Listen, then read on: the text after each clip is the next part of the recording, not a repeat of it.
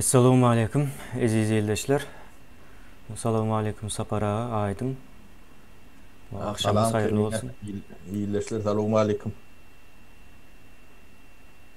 Aydın salam. Aleykümselam Sapara Kemine, salam vatandaşlar. Ama bugünkü gepleşigimizde Sapara abi taraftan köprek soru gelir. Yani Doğru. yer eçiligi var arada, mülkiyet var arada, yine şu zatlar hakkında ya da halka hiç haçan aslında yani Türkmenistan'da yaşayan Türkmenistan vatandaşlarına hiç haçan görkezilmedik bir zatlar var. Öňler bolan ama olsa o zatlar son yattan çıkardılar, tarihten öçürdüler.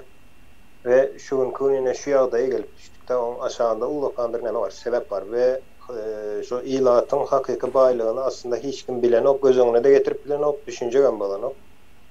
Yine şu zatlar hakynda gurrun etsek, ýa-ni yer eçiligi barada, yer, toprak kiminki diýen soraw barda.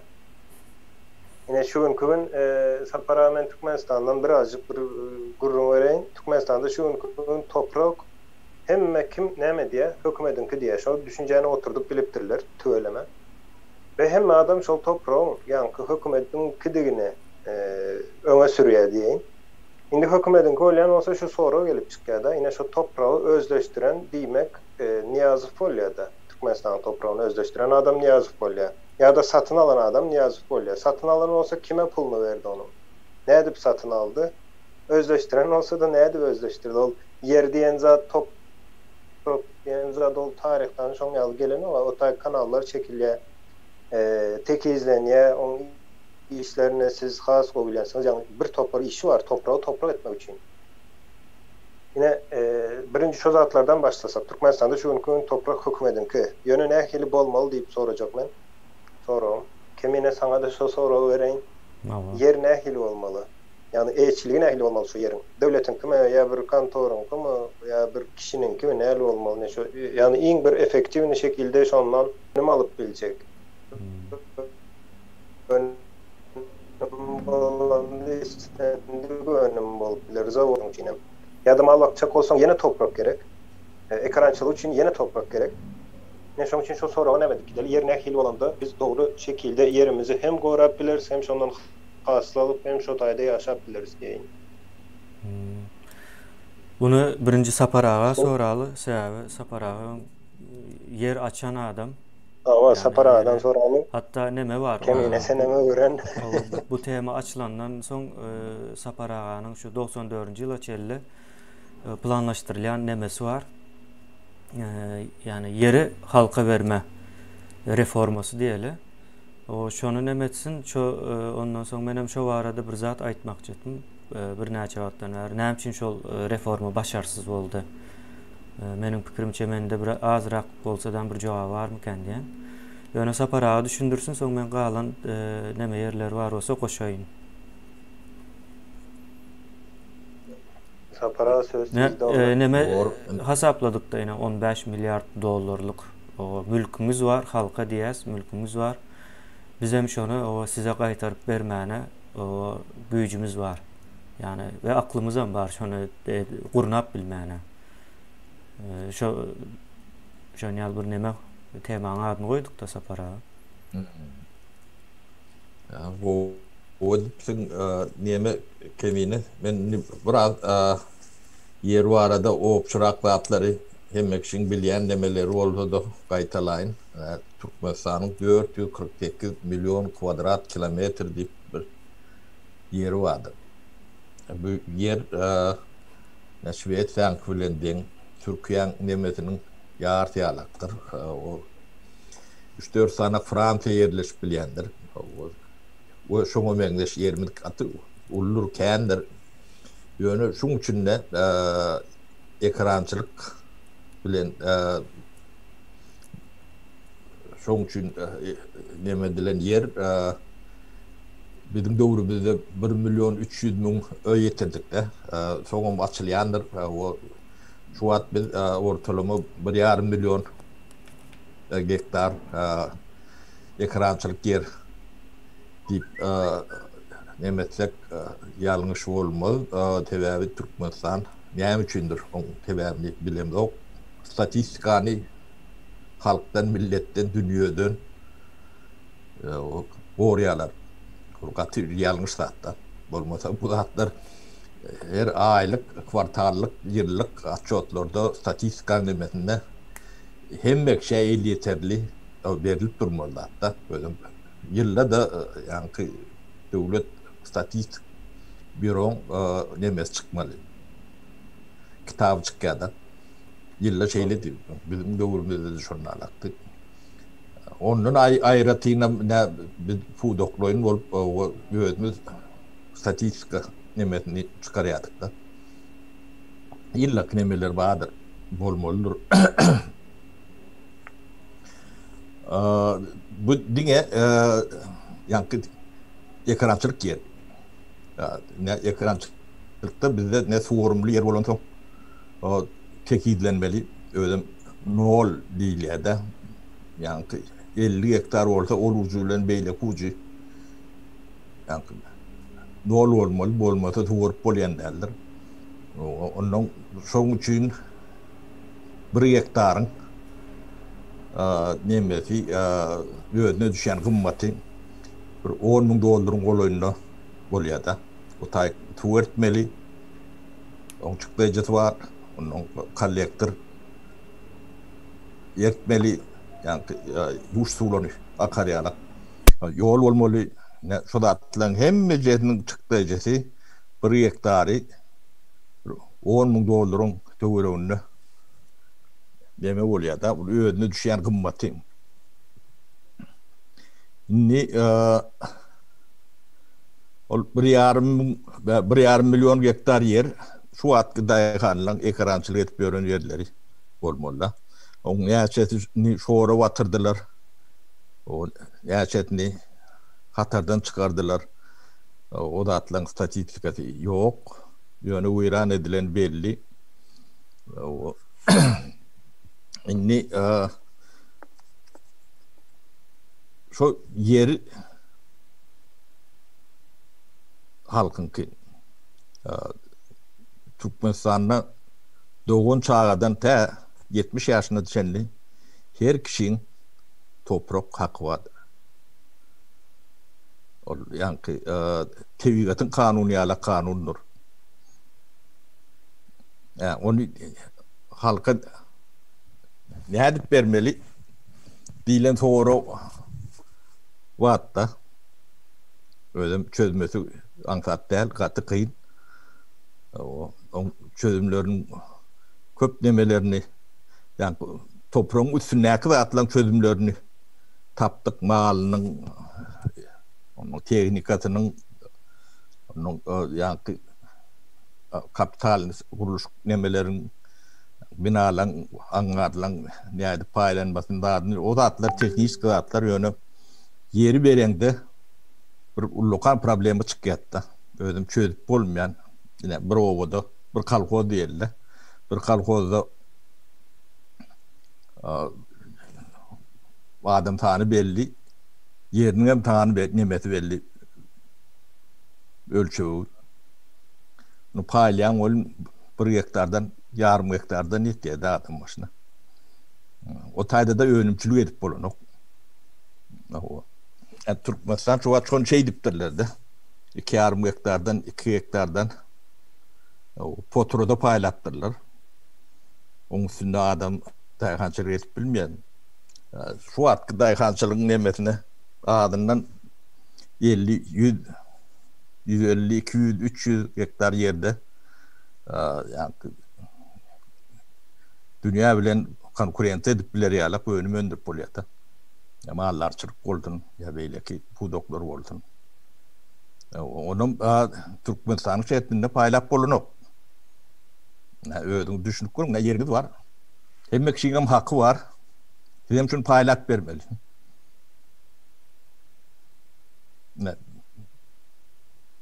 10.000 hektar yer var. 20.000 tane yemen var da. Yani yer alacak adamın var. Yarım hektardan düşüyor. Onu çözmek için ne bu topor iş geçirmeli. Altyapısını düzeltmeli. Aslında yerin ilk ulak eyyesini belli etmeli. Devlet tarafından kim eyye? Bunu devlet diyende de onu nemesi olmalı. Cevapkar demesi. Ne hadine dip bardat badır. Ne şu yurdun içindeki yerin üstündeki aslındaki yerin özü akıl da hadine değiştiler. Türkmen'de hadine dip bardat var yoktur. Aydan oluyandırlar, merkezi Anka diyen oluyandırlar hadine dip. O da değildir. Ya da minfiine diyendirler. O da hadine değildir. Yer ne halkın ki ne devletin neyesi var da gatigen yardımıydı. Halka da vermediler. O ödülürüm hiç de edip bilmediler. Bunlar yani şey osu koydu dilen diyalak ya da eğitildiler de. Onu halkın bağıt. Şimdi son nemetmek için ilk olarak kadinan döretmeli. O ehliyer kadinan cevapkarçılığına geçmeli. Yerin altındaki üstündeki bağlılığına çen hemmedadi. Onun kadina eğilerine gerekli eğilerini vermeli. O halkın toprak hakkı bağı mı? Toprak hakkını vermeli. O 1 hektardan düşen mi? 2 hektardan düşen mi? 10 hektardan düşen mi? Tabii köp çağalı deme oldu. Her adam başına hanımallah. Doğun çağdan 70 yaşlı adama çenini yani 70-90 yaşlı ayakta gelip görünme toprak hakkı var adam. Zaten o yerinde yaşayan adamlar. Şunun hemmesini vermeli. Yani o kanun bozup bilen yok. Demedip bilen yok. O kadını beriye sonra şolardan satın alıyor. İyidine hektarın yani şu atı biz toyumsundan demediler. Tamam bağlar vakit ne yapsa olacağını o bağlar olkudur. Yani şu yani özüne düşen bakatı vardır. Şondan iyidine satın alıyor. Sonra yamaşkan yani öndürecek demeleri tatya. Yani ödem onu yani hataplı kitaplı etmeli. Yani önümçülük olur ya. Devletin iyimit hopsuzluğu deyip bir dadı vardır. Tağlığı deyip bir dadı vardır. Yani şu atları gödüğünü tutup yani mallarçılık, yani süt, yani kuşçuluk, şunun hepsinin özünü değişli bir optimal meydanı oluyor da.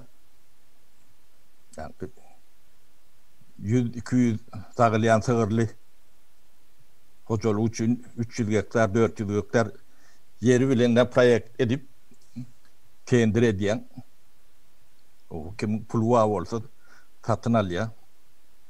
O pulu yok olsa kardı alıyor. Devlet yani yeri satın biliyor, satın alın biliyor da. Onun öz yankı neme gerek şekilde önümçülüğü gerek şekilde iyidine vermeliler.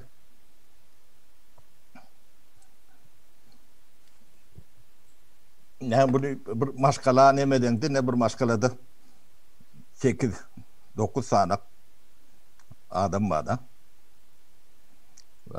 Çok kalkıyordum ya etrafın nemesinde paylarına 1 hektardan düşen olsa yersine şu maşkalan eline 10 hektar yer oluyor. Yani özümüz ulanacağım deyip bilir. Yani hem bekşi daha kan olup bilmedi. Onun ulanacak gelyenlerinin hadine satın alıyor. Yeri üçürüyor. Projekt ediyor. Ya da talep ediyor. Ne diyeyim, kendir diye. Ne ştayda ne şunlarlık yer var. Ya şunun üstüne mutal için ya iyi şaklı mal yani füt ya et nemeti bolmalı. Ya şunu talip bağ oldu. Ne şunları yalan şerti var. Ya o devlet ne şunları yalan yani subvensiya veriyor, ya kredit veriyor. O bir şeyle emede şekilde etmeli mi kendine? Ya başkaça bu çözümü katı kıyın. Yani çözecek oradalar 30 yılın içinde çözürdüler, çözüp bilmediler. Yani halkam şu yağdaya getirdiler. Şimdi gözünde tutup görün, şu saatler 92. 93. yıllarda Boliyat'ta. Yani şu 15 milyar şu at 7 etse, 8 etse, 10 etse köpölürdü. Yani üstünde angarları çıkardı, ahırları, yani işletmeleri, davutları, fabrikaları.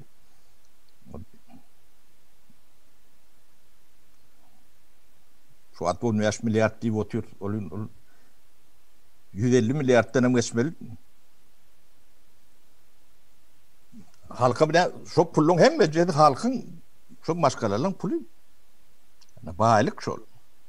Yani bu başka iktisadın emezinin anırtı versi yoktur. Yani şu an Türkmenistan'ın pul problemi var da milli pulu o formalli bağdır onun yoktur. Yani. Kağıdır. Pul hem yerde de kağıdır. Renkli, boyalı, neme kağıt. Yani şu pulu anam olmasa, onun aşağının haridi olmasa o dolun şu giyip bilen o. Girende de hiç tadı yaran o. Ne? Yer özleştirilen orada 15 milyar bağdarın içine girerdi. Saat dolun şu giriyordu.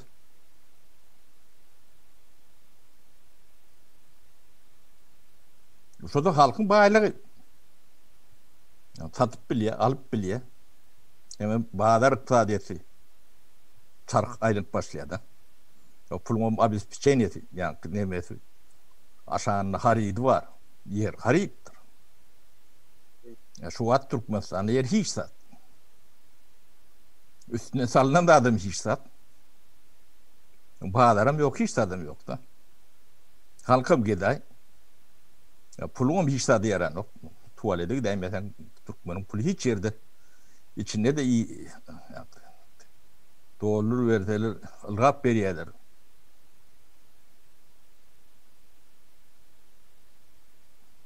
Yeri yağda şeylere sorunuz orada verin. Kemine sen aytacak zadın var mı? Bağışlarsınız ben sesim yapıp ekene. Sapar abi ben sizin aydanınızı azıcık yönököyleştirip aytacak olayım. Son yankı koşacak zadım var. Şunu koşup aydıp vereyim. Çılçırmlı edip aydayanız Sapar abi. Köp adam düşünmeye. Indi yankı Sapar abi 94. yıllarda yankı gurrun veren zatlar aslında 94. yılda edecek olan işleri o indi şonu yine tazeden hazır o Edilip var ya 20-30% edildi mi? hava yani köp bir möçver edilen yani size toprak veriyor. O eğer toprağı işledip bilmerin deyseniz sizden izne satın alıyor pulunu veriyor bu gezek. Son siz pulu alıyorsunuz o näme bir zat kurmak isleýäňiz mi? Ya da bir yerde karzınız mı var deyin yani hemme zada yani näme derdiniz var olsa şoňa yarajak. Bir karşılığında pul verilecek. Indi yankı Saparaň aydan var. Birinji toprağı berýär soňa izne satyn alýar diýdi. Iqtisadiyetde şunun ýaly bir zat var. Toprak berilen wagtda hemme kim daýhan bolmaly bolýar. O hemme kim daýhan bolsa da bu gezek iqtisady alışveriş neme amala aşmaya. şonyal bir neme vardır. Yani iqtisadiyetde mesela Türkmenistan'ın en esas problemasından biri hazırki ýagdaýda diňe gaz bilen nefte bil baglamagy. Yani gaz bilen neftde diversifikasiýa diýilýär, yani diversification diýip aýdylýar. Yani iqtisadiyetde dürlülüge gidilmedigi üçin hazır şu ýagdaý aňsatlyk bilen düşüp bilýär. Yani kolaps bolup bilýär birden. Mesela bir sany direk var. Şu direge yani näme diýilýär oňa direk türkmençede. Sütün var diýeli. Bir sany sütün var, bir sütüne bagly. Şu bir sütün yıkılsa yıkılýar, yani üstüne guran zadyň düşýär. Onu şol sütünler goýmaly. O yıkılan wagtda, yani ziyan gelecek wagtda birine gelmeli, beýlekler hem şol binany tutarýarlyk edip gurnamaly da o iqtisadiýety. Bunda da edil şonuň ýaly, yani birinji toprağa berilýär, soň eger işledip bilmejeňize gözüňiz yeter, yani hem adam daýhan bolma ýa-da daýhan bolma söýgüsü bolman bilýär. Soň bu adamlar näme diýär, mejbur o toprak durdukça da näme ziyan, hem özüne ziyan, hem döwlete ziyan boljagy üçin izne hazina satýar. O hazina onun pulunu berip alýar. Soň hazinada şolar üýçürüp toplap ulu bir meçberde iş edip biljek adamlara, yani geleceğin daýhanlaryna ýa-da maldarlaryna berilýär. Olaram elbette pulunu tölemeli, onda da ýene aňsatlyk var, yani öndüren önümne göre töleme muktary, yani 30 ýyl 40 ýyllyk nemeler bilen tölemeli maksatnamalar bilen nemeler var. Onu men düýpli bir zat diýip aýdyp biljekler. Şo wagtky ýagdaýda nähil ediljek bolsa, şoňa görä ediler ol iş. Soň ine Sapar aganyň şo wagtky etjek bolýan işi näme başa barmady diýilen mende hemişe soraw dörýärdi. Birem iň soňky stadiýalaryna gelen wagtda. Bunyň bir sebäbi var, o bir sebäbim iki nemede aýdyp berjek. Birincisi şol toprağı halka beriljek wagtda öňe böwetlenen wagtda, yani halk şoňa garşylyk görkezmedi. Näme üçin görkezmedi? Sebäbi bu işiň syýasy tarapy ýokdy. Yani diňe mehanizm var, öz-özünden işleýär, halkyň köp bölegi täze kommunistik bir düşünjäniň içinden çykan üçin, yani çykan üçin hem diýmeýin, kommunistik bir rejim ýykylyp durýar, halkyň entegem düşünjesi şu öňkü nemede. Kelle şol bir kelle diýilýär könelerde.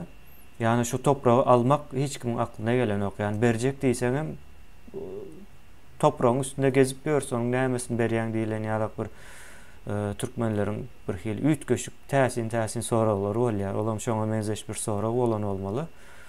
Olam şu syýasy tarapy neme kem galypdyr. Yani ya şu zady düşünen syýasylar bolmandyr, ýa-da ýöreýte syýasylaşmagyny islemendirler. Yani mehanizm aşakdan işläp barýar, hemme zat bolup barýan bolmaly.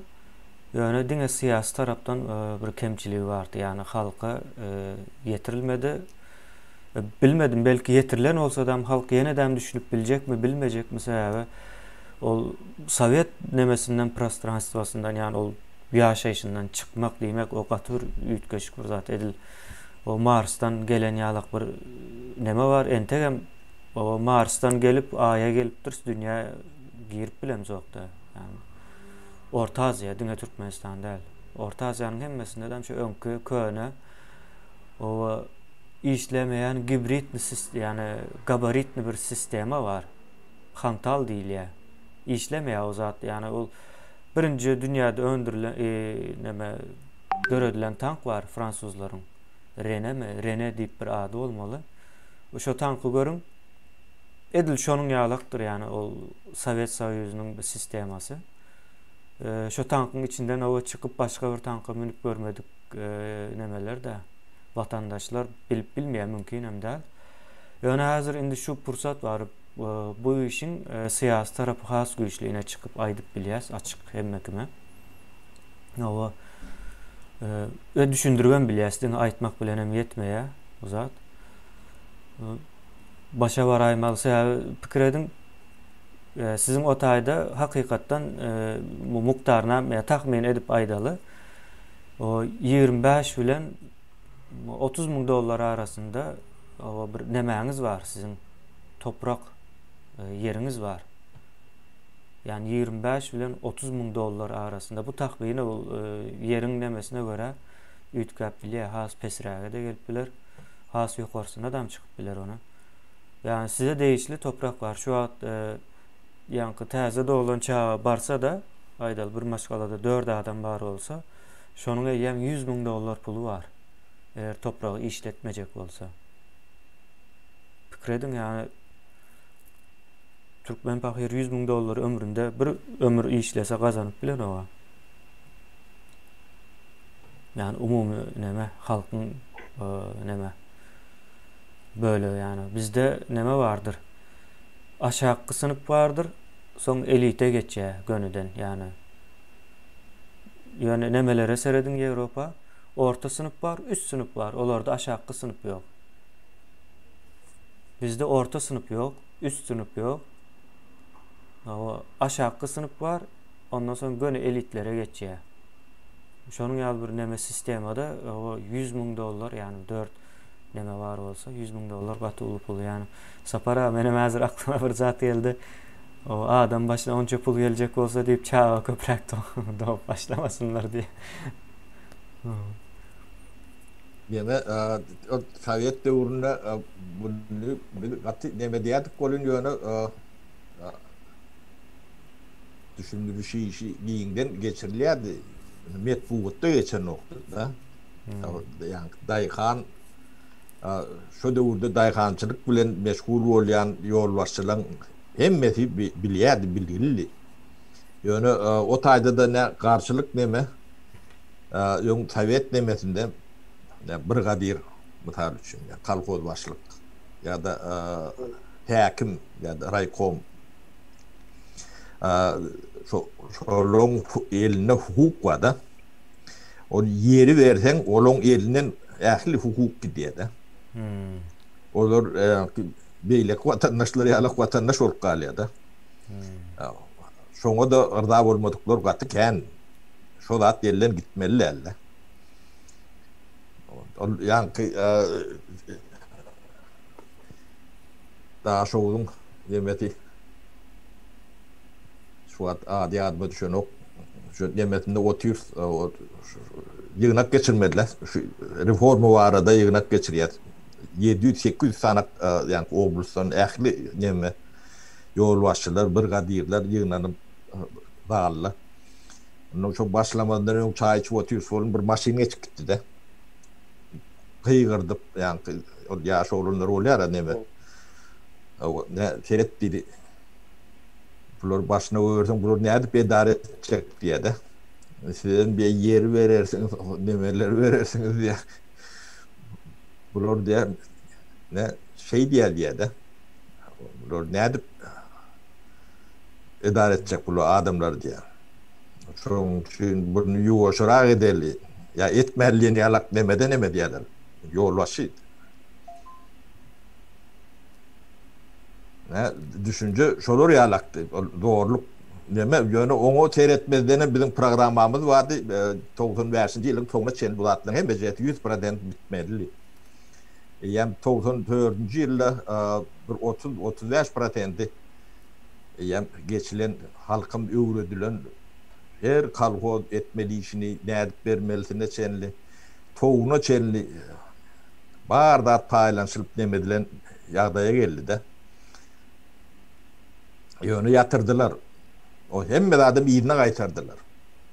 O edilenlerine telpekler bilen çiýirip bu halkyň düşmanlary bolar. Ýeni ýalak demedi. Şolar ýalak neme bilen dolu çiýirip nemetdiler. O ýerine ne potrot tapdylar ne.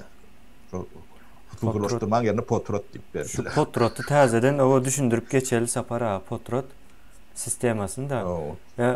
Avrupanyň orta asyrlarynyň feodal neme sistemasy bardy da. Şondan hem gaterwet. Nähil o orta asırların yani Ýewropanyň orta asırlarynyň feodal sistemasy. Bir padşah var. Padşah diye şu territoriýa aýdaly. O Franco bardy Fransiýada, o Franco diýemen diye şu tutuş Fransiýanyň eýesi men diye padşah çykýar, karol diýär-de. O soň ýöne ýeke-göz bu işi başaryp bilmejegini bilýär. Şonuň üçin aşağında baronlar bolýar, soň baronlaryň aşağında dükler bolýar. Soň onuň aşağında neme bolýar? Aýlykly işgärler, ýani potrotçular bolýar. Dükler, baronlar nemeni toprağı paýlap berýär diýeli, ol işlejek adamlara. Olardyň şo taýda işlemäne haky var we şo ekilen zadynyň o belli bir ýarymny ýa-da ýene bir ondan azragyny, ýene bir görünüşini almana haky var. Şonu alýa galan hemmesi toprak padşahanyň bolany üçin diye ineserediň şu taýda ideologiýasy, o feodal nemeniň sistemanyň toprak padşahanyň bolany üçin diye şonuň üçin o taýdan çykan zadan padşahanyňkydyr diye. Sen diýe diňe iş eden hakyňa göre alyp bilýän diye. Üstüne düşen şol diye. Onam näme diýerler? O dükler, baronlar öz aralarında paýlaşýar. Ondan hem soň olaryň hem ýokary padşaha iý bermeli mukdary bar. Onu o taýy ura diýerler, padşah da depolarynda tutýar ýyllarça käbir zatlary.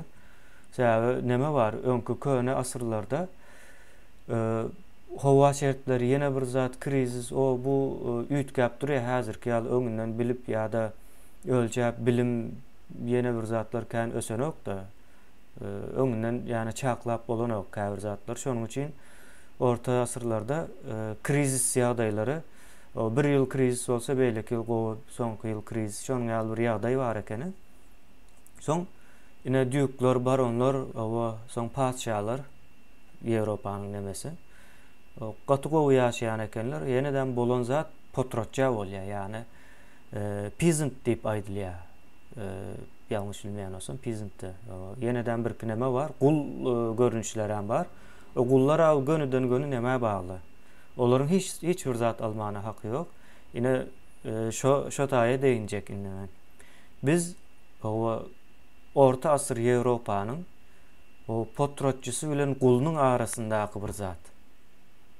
O potrotçu ýalyk derejemiz yok. Gulundan çalaja tapawutly. Yani eklen alınan zatların hemmesi diýen ýaly näme gidýär? Karzly çykyp bilýär. Näme hökümete arenda ekip potrat alyp. O ýerem teňki däl, öndürýän önümi teňki däl. Öz o soň aýdýarlar, öz eken buğdaýy. Hawa. Öz eken buğdaýyny öz owurlaýar diýip aýdýarlar Türkmenistanda. Ine şoňa gelýär. Öz ekeniň özüň owurlamaly bolýan mejbur. Yani sen onu gözüň öňünde özüň ekdiň, ýetiştirdiň. Ektin yetiştirdin ýöne başka bir tarafa gidip barýar bu. Onu görýän soň owurlamaly bolýan. Owurlandan soň näme diýerler 2-3 ýyllap şu buğdaý çykarmana gorkup görenler varmış da Sapar ağa. Aman varsınız. Öz eken buğdaýyny o özü owurlaýar. Onam 2-3 ýyllap buğdaý çykarmana gorkup gören adamlar varmış.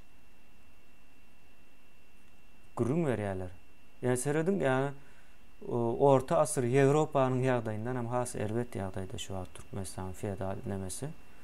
Soň o neme şu feodallar nädip ýykyldy onam gürrüň bereýin. Sebäbi möhüm Sapar ağa häzir etjek bolýan işimiziň bir uju diýip aýdaly.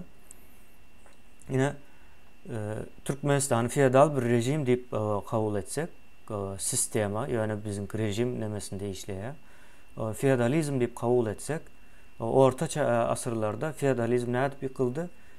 İş adamlarynyň nemesi bilen ýykyldy. Yani täjirler diýilýär.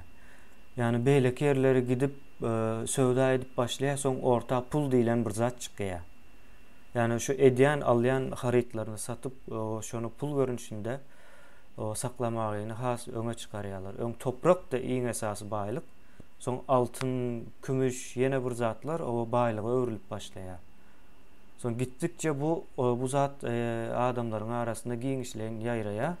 Yani iş adamları diýeli häzirki dil bilen şu wagtyň iş adamları güýçlenýär. Ondan soň ýuwaş-ýuwaş o nemeleri, potrotçulary ýene şoňa benzeş halklary özüne çekip başlaýar. Gidip gelip başlaýarlar. Daşarky ýurtlary görüp başlaýar. Esasen hem şu wagtyň neme İslam'ı nemelerin altın çağı diye adlaýardy orta asır nemede. O taýda öwrenýärler tijarete, yani täjirçiligi, alıp satmagy söwdäni. Onu görýärler, aslında dünýä bunun ýalan bolup bilýän eken diýerler. O altın görünüşinde dem aýlap bolýan eken baýlygy diýip. O pikir ütkäp başlaýar, soň ýuwaş-ýuwaşdan toprak hiç kime gerek däl bolup başlaýar. Toprak gerek däl bolup başlaýar, soň näme diýerler? O ýanky düýükler o güýji ýitýär. Mesela olaryň güýji şu toprak bizinki diýenligi üçinti, ýöne toprağa indi hiç kime gerek däl, alyň sizinki diýerler-de. Ýuwaş-ýuwaş ýykylyp başlaýar, soň o iň soňy şonuň ine Fransuz rewolýusiýasyna çelli gelýär-de, 200-250 ýylyň nemesinde dowamında. Fransuz rewolýusiýasynyň amala aşmagyndaky, ýani iň esasy arkasyndaky finansiýorlary ýanky iş adamlar, ýani o ýurtlar, döwletler, ülkeler arasyndaky tijaret edýän adamlar, söwda edýän adamlardy, üpçün edenler şolar. Bunam aýdyp geçelse humanity diýilýär, ýani insan taryhy diýilen ýöregde bir neme bardyr, sapak bardyr. Şonuň içindäki iň önemli nemeler.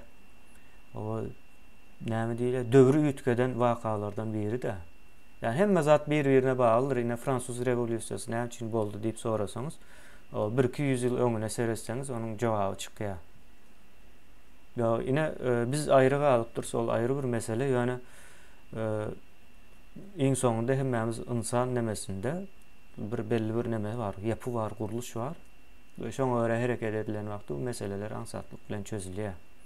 Bizim hem ýanky hazyna ýene bir zatlar diýen nememiz hem ynam bermek sebäbi biz bunu şeffaflaşdyrjak bolýas, onuň bir nemelerini eýýän düzüp taýarlap berdik. Käbir nemeleri geçmeli üstünden. Bu zatlar yani dolu ınamı öz içine alıp bilecek şekilde bolar. Yani kim nemeden olsa, şu iş edecek olsa hazinanın üstüne eden vakti şol adamın eden işi yazılarda kalacaktır yani. Olara bir neme verecektir. Koşmak neme diýilýär, bal verecektir bu adamlara. Evet. Nava ileriki işlerinde sebäbi Türkmenistany bundan soň döwlet mehanizmi bolar. Döwlet mehanizminin içinde esas rol oynayacak birinci iş dünyası. İş dünyasının içinde iş adamları var. İş adamlarından ibaret bolýar. Beýlek tarapdan hem o halk nemese, yani näme diýilýär hali? O standart o halk diýip aýdaly ona. Standart durmuşy ýaşaýan halk emele getirjek bundan soňky Türkmenistanyň nemesini. Olam döwlet mehanizminin aşağında dolu adalet nemesini garantileyen bir görünüşde sebäbi buna eýýän bir 100 ýyldan hem köp boldy. Yani iş dünyasy, iş adamları, firmalar, şirketler, korporasiýalar bir döwletiň esasy sütünlerini öwürlenligini 100 ýyldan bäri ösen ýurtlar bunu subut edip gelýär. Türkmenistanda da o hemçin feodalizm bolsun. Şonu aýtjaktym. Şweýetde öten ýurtda şunuň taryhynda 1900-nji ýyllar torp diýip bir zat barda. Torp diýmek biziň kalkozymyzda ýalyk bir zat. Ondan näme hiç çerik çıkan okda sen birinin nemesi sen adat neme del sen kul yankı yereyesinin nemesinde sana yaşayış jaýyňy ýemme zadyny üpçüne diýen sen başga erik gidip işläp bilen ok şuň nemesini işleýän. O ödem 1900-nji ýyllarda da bar eken de. Sebäbi men ýerim var şo taýda neme yankı historiski neme plan torp bolan diýip ýazylan da. Onun babuşkamızdan soradık torp näme diýip onu torpun näme diýdi. O şweýetler diýdi gürrüň görmäni gowuran ok diýdi biziň diýdi ýüz garamyz diýdi. Ýöne torp bolan şunlarla 1900-nji ýyllarda da. 1910 20 şo ýyllarda da bar eken de. Onu şu köçeleri her şäherde 4-5 tane köçe vardır. o kulokkan torp näme torp dip şu töllörüň ýygyna torp gelýär. Şo taýy öň näme bolan ýa-da bizim şu atky kalkozymyz ýalak bolan. O Sovet demesinde de 70-nji ýyly 60-njy ýyllara çenli kalkozdan hiç ýeri çykyp bilen okdular adamlar. Pasport beren okdular da gidip bilen ok. Elinde dokumentin bolmasa şähere göçüp bilen ok. Sapara, aydıp bolan olsanız bir şu taýda kommentary bardy, şoňa bir jogap berjekdim. Hakdan ýany diýen bir ýylleşme ýazypdyr. Eger diýe goňçym satjak bolsa men satyn alyp bilmermi diýip ýazypdyr da. Biler. Biz bunu umumlaşdyryp aýtdyk. Sebäbi bu taýda bir neme var? Iki maksat var aslında. Birinci nemäni düzeltmek Türkmenistanda. Liquidity diýip bir neme var. Pulun näme diýilýär? Akışı diýil ya da ona Türkmençe bilmedim. Aydın ne derecede doğru olur Türkmençe. Abis ne diýilýär? Pulun muktarı diýeli. Pul bilen üpçün etmek diýeli ýurdu. Yani her bir adamı pul bilen üpçün etmek diýilen bir zat var. Ya da firmany, diňe adam hem däl firmany ýene bir zat var. Üpçün etmek diýilen bir zat var. Ona hem hazyna başaryp bilýär. Yani hazyna şoňa ýol açyp berip bilýär. O beýlek Merkez Bank zatlar şonuň üstü bilen. Şonuň üçin aýdyldy. Eger goňçyňyzyň toprağını almana sizde pul bar bolsa, alyp bilersiňiz. Ýöne halkyň köp böleginde onça pul ýok beýnansakda. Şonuň üçin alyp bilen alsyn, o alyp ýani satyp bilmeýänem hazyna garantiýasyny berýär almaga. O özem moment nemelerine geçecek. Onuň ýani jüýüsine geçecek diýeli pul. Şonu neme ýok satmajak ýöli işläp bilýär. Ýöne 2 hektaryň 1 hektaryň bar. Bir ýyl işlersiň zat kazanmarsyň, 2 ýyl işlersiň zat, 3-nji ýyl satarsyň. Hemen bäde men sapara şonu hemen bir jemläýin indi siziň aýdan zatlaryňyň hemmesine. Ine yeri birinci nämeden başlaly. Ine täze Türkmenistan döwlet bolmaly, döwlet kurjak bolýas. Ýa-da döwlet kurmaly biz mejbur. Ýaşajak bolsak, gowdurmuşda döwlet kurmaly. Döwlet hem yerin, toprağın üstünde olan üçin şu günde döwlet diýen zat. Diýmek biz birinji nowatda çözülmeli mesele olan üçin ne şu yer meselesini ýa-da toprak meselesini maslahatlaşýar. Sebäbi şo meseleni çözmän döwlet kursaňam döwlet olup bilmeýär, mümkin däl. Ine şoň üçin toprak meselesi çözülmeli. Soň ýene bir zat var. Ine şu gün belki Türkmenistanda ine aýdylýar da ýanky yerleri satýarlar diýe. Yeri ne edip satýan? Indi men onuň dolu formulasyny aýtmaýyn, ýöne haýsam bolsa bir guruluş ine şu gün hatta täze Türkmenistanda da vatandaşlar eger bardy geldi täze Türkmenistan guruldy. Şo täze Türkmenistanyň hazynasy ortağa çykyp men yer satýan diýse, özem birinji satyn alman men yerleri satýan diýip satsa, ol formula işleyen bir formula däldir ykdysadetde. Ýalňyş bir zat, bolup bilmeýär. Ine näme aýtdy da sapara 15 milyard dollarlyk şu yerin nämesi var. Sebestoýmyş dol bazar bahasam da bazar bahasy belki 2 gat 3 gat olup biler, onu bilemiz o. Ýöne şu çyktaýjysy 15 milyard dollar yer var. Indi men bunu birinji nämeden mysal bereň. Ine aýdaly musur var. Musur kimiň musuru? Ýanky ilatyň musuru var. Şo musuru hazyna ýa bir döwlet edarasy musuru satanok. Musur satyn alýan diýip çykýar orta. Ondan soň satýanlar dörep başlaýar. Ýanky musuru näme etýärler? Ykdysady dolanşyga sokýarlar. Ykdysady dolanşyga sokan soň ol ilata näme täsir edýär? Ilatyň eline pul geçýär. Ýanky renkli kagaz şo musuru işletsen renkli kagaz goşup bolýar adamlaryň kisesine birazjyk. Ine şo musuru ykdysady dolanşyga sokýarlar. Näme üçin sokýarlar? Sebäbi o döwletlere hem ýere hem ykdysadyýete sokupdyrlar, beýleki bilimi hem saglygyny hem tebigaty hemme zady sokupdyrlar, musura gelip ýetipdirler, ona hem sokupdyrlar. Ykdysady dolanşyga. Bizen tek şoň birincisi yer. Yeri ykdysady, ýani 15 milyard dollar aýamyzyň aşagynda ýöne şonu ykdysady dolanşyga sokup bilemiz o. Ine ýanky saparaň ýanky düşündirýän zatlar hem şondan gelýär-de. Ol 94-nji ýyla edilen işem şol maksat otaýda ýanky her bir adamyň öz yeri bolsun däl. O belki biri alar beýleke satar, ol beýleke satar, ol üýtgeçik nämeler bolup biler ýöne maksat sen şol yerini iqtisadi dolanışyga sokmak. Soň ertirki gün yerini şorladyp başlasan kiýsäňdeki pul azalyp başlaýar. İqtisadi dolanışykda bolsa yerin şorlany, yerin bozulýany göni täsir edýär. Şu günkü günem elbetde täsir edýär. Ýöne şonu adamlar öz üstüne alan ok jogapkärçiligini. Maňa näme diýär? Yani eğer iqtisadi dolanışykda bolan ýagdaýynda yer azalyp başlasa, iqtisadiýetdeki pulam azalyp başlaýandyr. Sen şonu dogry formula bilen oturdan wagtyň. Indi näme bar? Yankı brigadir meselesinde. Gülkünç näme da bir hili. Yok, indi göz öňüne getir, men ine ovada ýaşaýan diýelim, men paýta ekýän ýa başga bir zat ekýän paýtam diýmän, kartoşka ekjek. Indi hawa men başyma bir brigadir gerekmiş, onu ektirjek maňa. Men özümün kellem ýokmy, elim ýokmy, aýagym ýokmy, nämem ýok men. Näme üçin biri maňa git su aç diýsin, şunu suwar diýsin. Näme üçin diýsin?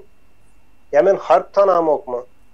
Yani brigadir bolup biler, haçan bolup biler diýeli, Türkmenistanyň 90% okuma, yazma nämesi ýok diýeli. Hiç hili ýanky başlangyç bilimem berilmedik bir jemgyýet bolsa diýmek sen o taýdan ýanky olam orta asyrlaryň nämesi bolýar-da ýene. O mejburiýetem bardy ýene kemine aýdan sistemasyna. Sebäbi halk okap bilen ok, ýazyp bilen ok, belki çok kartoşkaň näde edilýäni bilen ok, onda arasından birini öwredersiň, şolary ýanky näme goýarsyň, başlyk goýarsyň.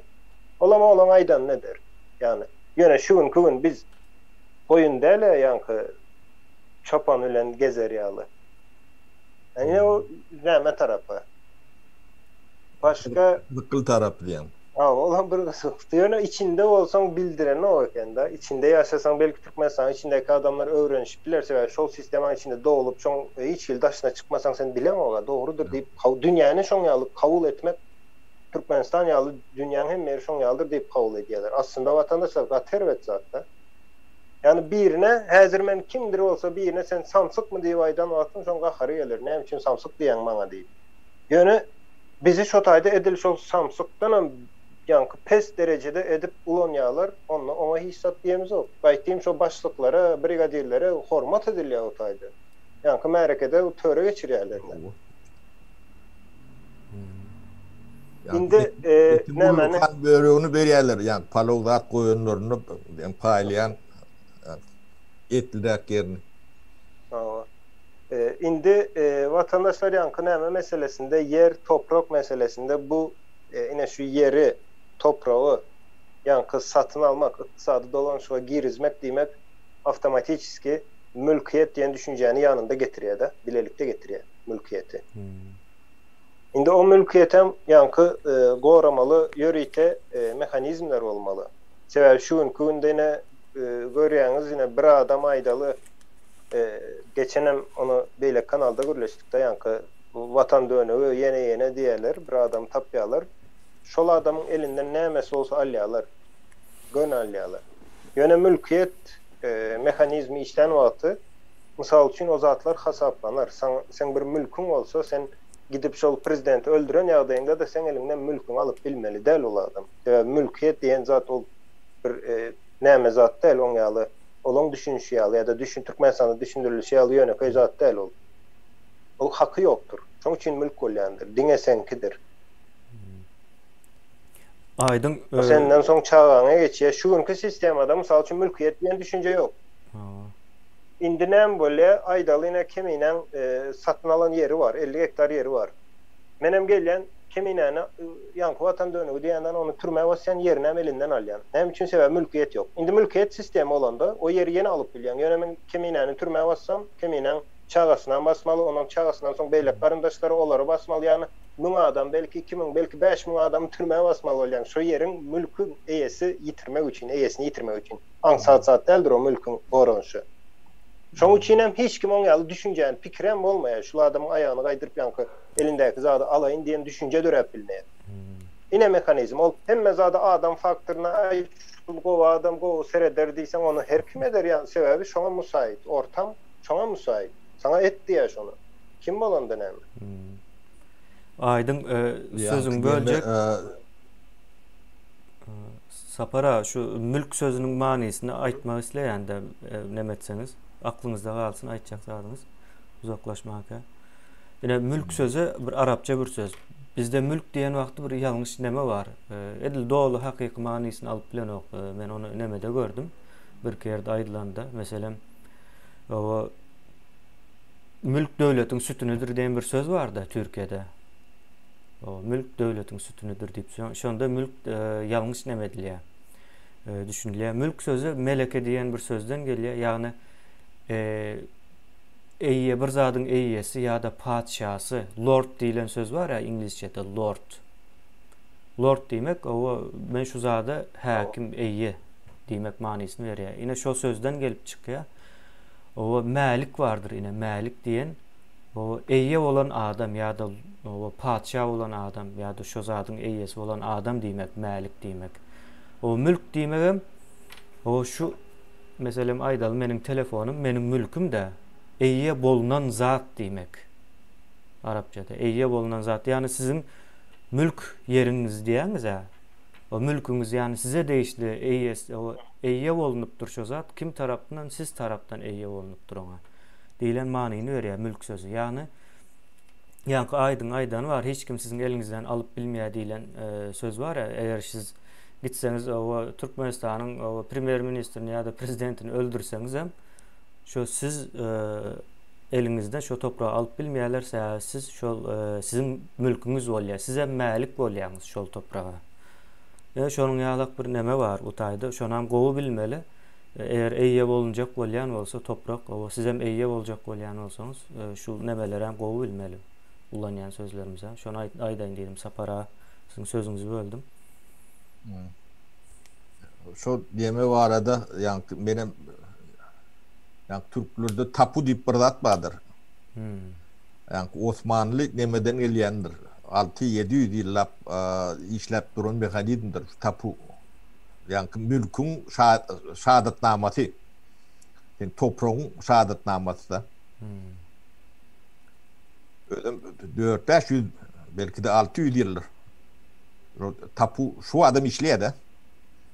Şwetlerde de bar bulonky ýöne ütköşürak bolýar manysy bir metri edip ýörüte bir guruluşy var. Saňa kağıt berýär, sertifikat diýerler näme. O ýöne ýa-ni biziň ne soýdaşlarymyzyň türkmenliň emesi şol tapu ýa döwletiň tapusy diýilýär da. Şu adam Osmanlı'nın gelýän döwründen gelýän nemeler tapular var da. Ýetip gidýän ýeri ýok. Bizim şolar ýalyk bir ýanky bu demetini sistemasyny çıkarmalar. O mülk nemesi de mülk şahadatnamasy ýalyk bir neme bolýar da. Şonuň ýaly ýa krediň bir maşgala o 100.000 o 4 adam bar bolsa $100.000 bir nemesi var. Baznasy var diýerler. Ortada 15 adından 15 milyard deme baýlyk duda. Ya 5 milyon halkynky ýeline islete satdy ya islete işlediýär. Mawa. İstese soğuk töreye birine. Owo. Son yine bir nemesi var da yine bu yer yankı yeri biz doğru ulanmalı vatandaşlar angsat nemeder şu vatan belki birazcık ağır gelip bilirse biz eyyem keminamını 2-3 aydan beri sapara öyle bu zatları yankı yanlışını doğrusuna seyredip görüyoruz yani projelerde.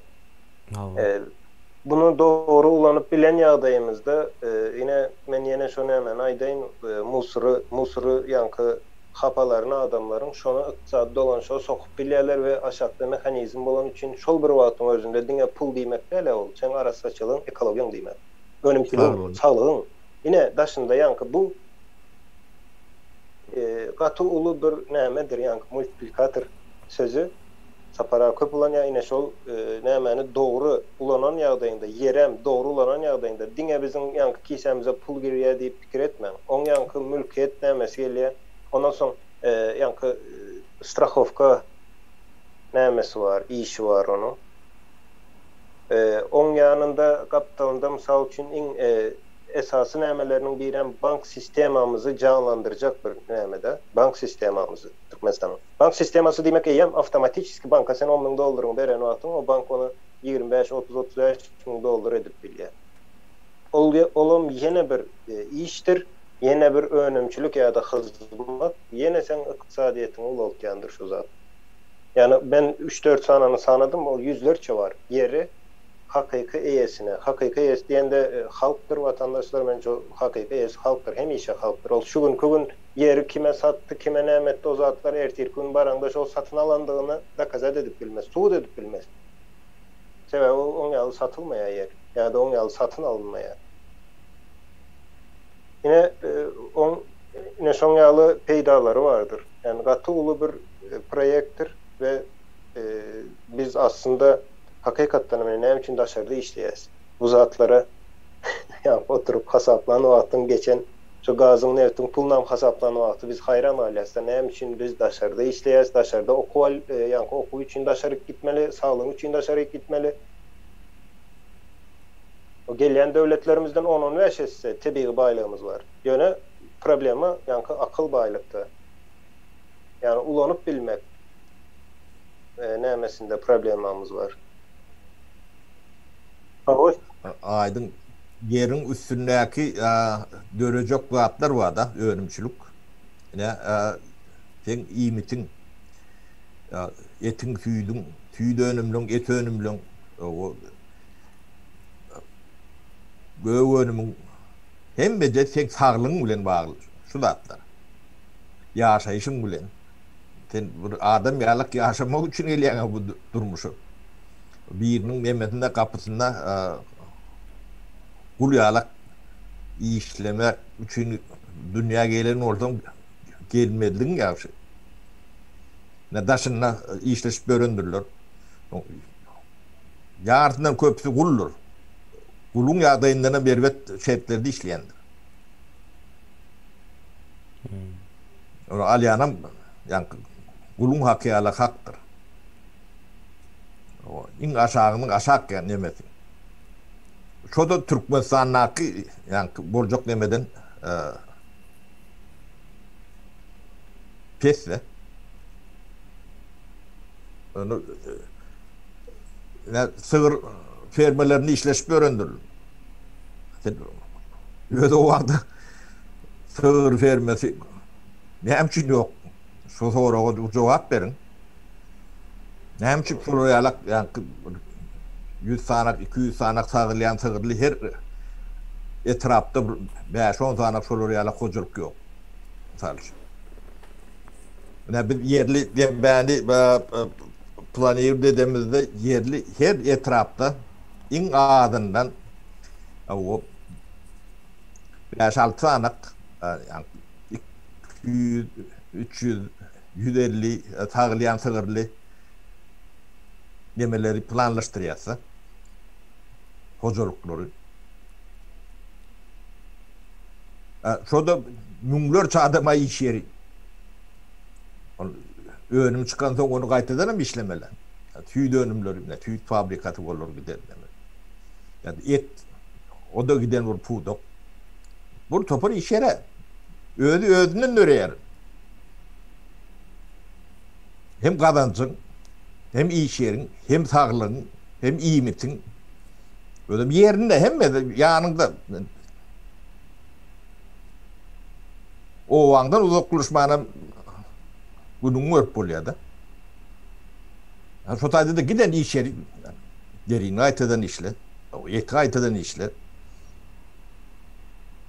Olağım hizmeti vardır.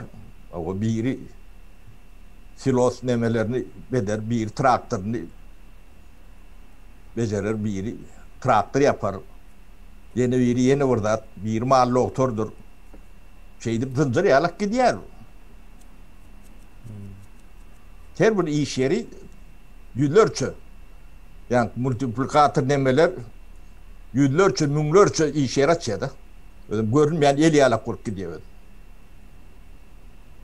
Gözünü tutkurum her etrafta şuraya yalak oldu. 4 yıldan neyle koruyacaksın Türkmenistan? Özüm halk elbette. Çoğu da hem mümkünçülük var. Näme var? Başarayan işleri, edip bilecek işleri. Hawa. Yankı Türkiye'de birinin sığırının bokunu arasalap öğrenir, o taydı özün kuyunu emez. Hem öğün yani. Şu alacak pulunu bir kestirsin al ya. Hanan?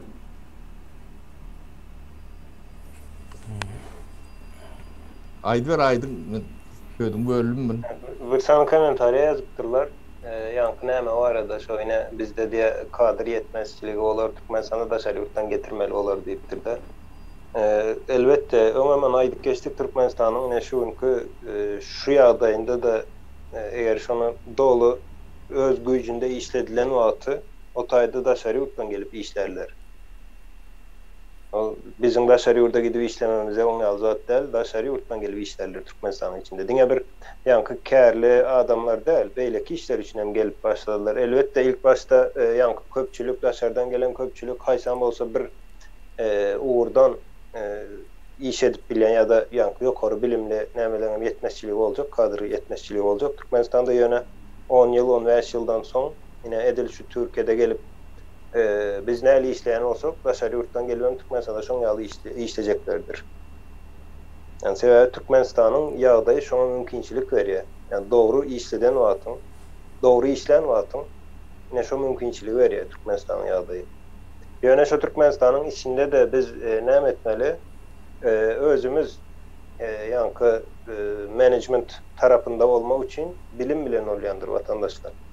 Yani ine berde sapara şu zatları aýtmak üçin ol pikir etmän, ýaşady soňra aýdyp başlady ýok. Ağzından ýanky belki müm kitap gerek de okumak gerek, müm kitap. Ya o iki kitap okudum, düşündüm diýip iki kitap okan wagtyň düşünen ýaly bolýan, aslında hiç zat düşünmeýän. 400-500'den soň düşünüp başlayan. Pikir hem şondan soň döreýär. Yani şoň üçin Türkmenistanda ýanky management tarapyna milli ýanky yerlileriň management tarapyna geçmek için 5 ýyldan 10 ýyl aralygynda wagt gerek bolar. Olam geçer elbette. Yani şu mekanizmleri berde gurrun etken mekanizmlerimizi doğru oturtup bilsek şu taýda o hukmany suratda soňy şoň ýaly bolmalydyr.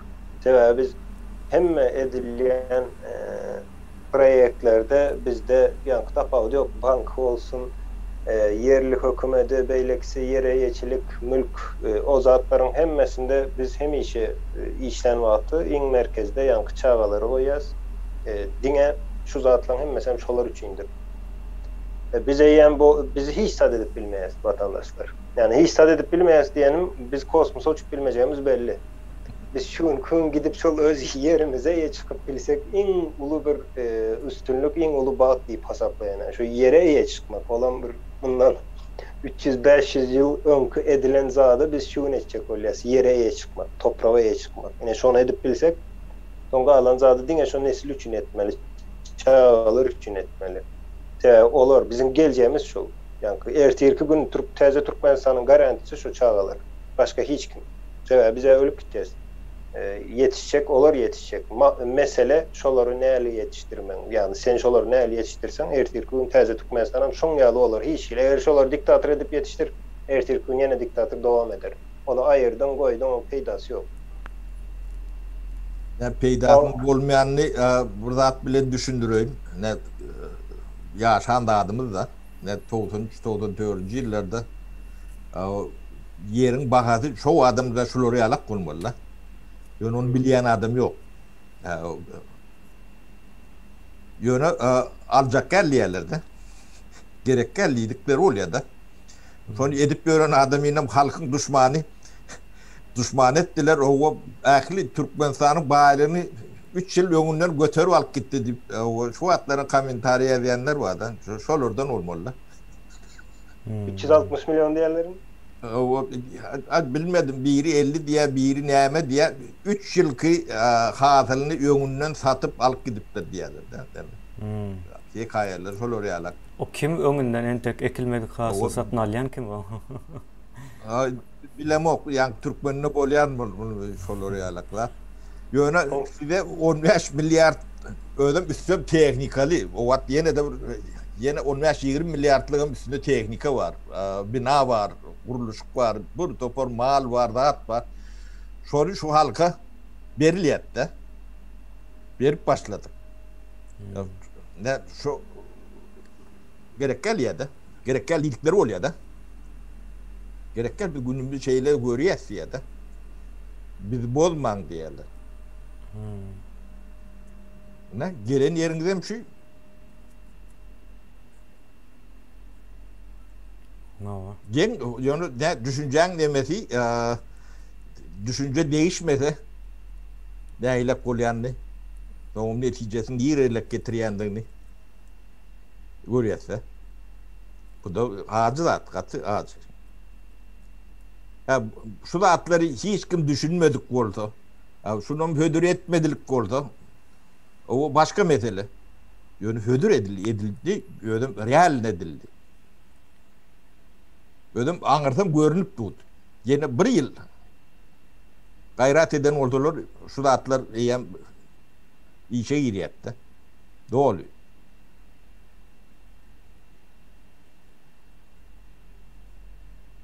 Yanlış ben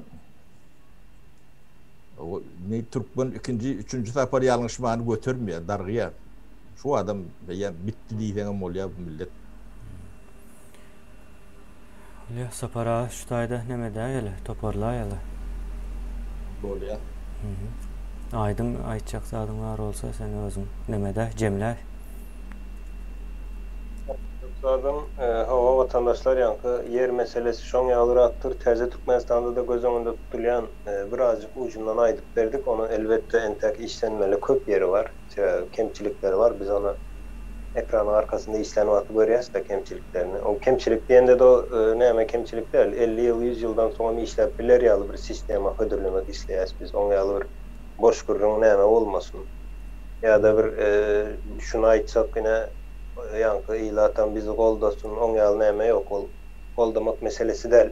Ya da biz şu tayda Türkmenistan'da yankı terzi Türkmenistan'ı kurmak maksat. Yani maksat o değil. Maksadın içinde bir strateji olup geçeceği, olup kurmak meselesi. Ondan sonra yankı devamlılığı, devam edip bilmeyi, devlet diyende 10 yıllık devlet kurmak ne mi diyeyim, 10 yıl zaten yok. Şunun için şu zatların kurulun neticesi vatandaşlar aslında hem meseleler vaciptir, yani yer meselesi hem mesele önde geliyendir. Yani adam biz şunun üstünde yöreyiz, Sotay'dan yankı yiyecek iyimetimiz hem mezadı yerden alıyız, en sonunda da şu adam toprağı ömürlük bir de. En olmadan şuna birinci eye çıkmasak hiç geli devlet yankı vurmak meselesi yanlış olur mu deyip fikir edeyim. Ama dinleriniz için sağ olun vatandaşlar, komentar yazanların hem mesele sağ olsun aytken yetip gelen Kurban bayramlarınıza mübarek olsun vatandaşlar. Sağ olun sapara hakemine. Sağ olun. Kavul oldun. No, beren urvanlıklarınız